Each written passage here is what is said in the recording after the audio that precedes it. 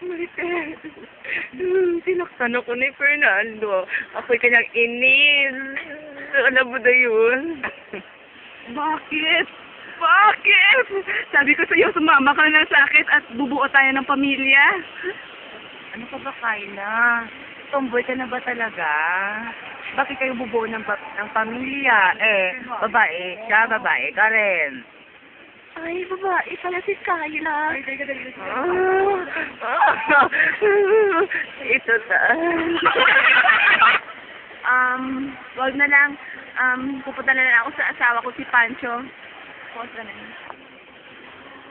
Si Pancho? Walang niyang Pancho yun. Salamat kinapaot ako. Tudahago. Ay, tudahagot ka pala. Ako modest lang. Set me free. Ako nga. I have my fair share of critics, but my hair, they could never get inside. Because there was one time when, wala na ako sasabihin. Ano? Wala kang sabihin.